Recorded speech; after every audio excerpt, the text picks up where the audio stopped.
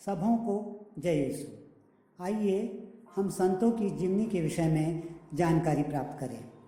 क्या आपने कभी किसी पुरोहित के नाम के पीछे OCD सुना या लिखा हुआ देखा है?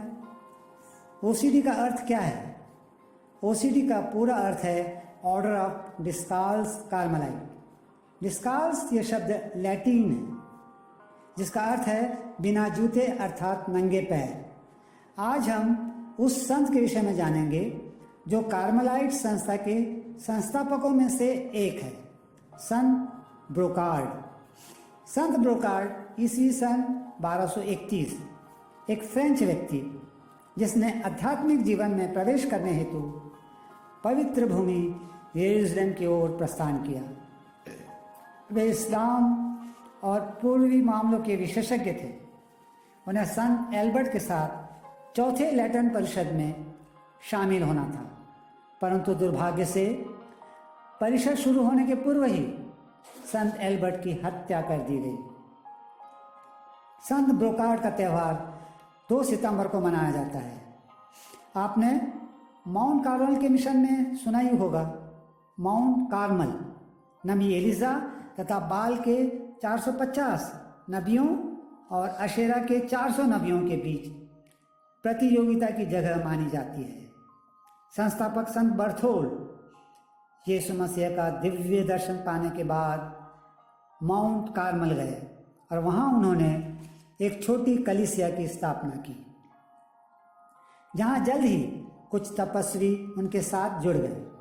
वे वहां एक समुदाय में नबी एलिजा के सिद्धांतों के अनुसार रहने लगे और सन 1195 के लगभग संत बर्थोल्ड की मृत्यु के बाद संत ब्रोकार्ड समुदाय के मुखिया बने।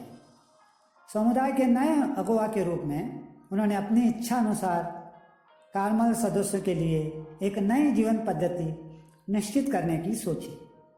उन्होंने यरूशलेम के लैटिन कुलपति से अनुरोध किया कि वे समुदाय के लिए नई जीवन पद्धति के नियमों की स्थापना करें, जिसे उन्होंने समुदाय के अनुयायियों पर लागू किया और 1195 में स्थापित यह नियम कार्मेलाइट ऑर्डर की नींव बन गए। संत एल्बर्ट के नियम कार्मेलाइट के अनुयायियों के लिए नए धार्मिक नियम के रूप में स्थापित हुए, परंतु चौथी लैटीरन परिषद में नए नियम की रचना को दबा दिया, जिससे कार्मेलाइट अनुयायियों को तुच्छ स्थिति में डाल दिया, क्योंकि ये नियम होली सी के द्वारा मान्यता प्राप्त नहीं थे और पोप होनोरियस III इससे नाराज थे, क्योंकि नियमों को लागू करने के पूर्व होली सी से मान्यता नहीं ली गई थी।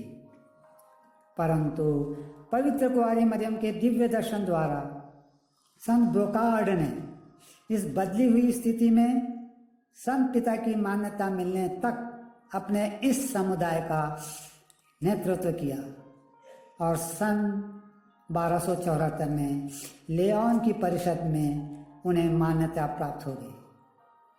संत ब्रोकार्ड से हमें यह शिक्षा मिलती है कि अनेक कठिनाई के बावजूद हम विश्वास, प्रार्थना और निष्ठा से अपने ध्येय को प्राप्त कर सकते हैं। संत ब्रोकार्ड हमारे लिए प्रार्थना कर। माउंट कार्मल की माता हमारे लिए प्रार्थना कर।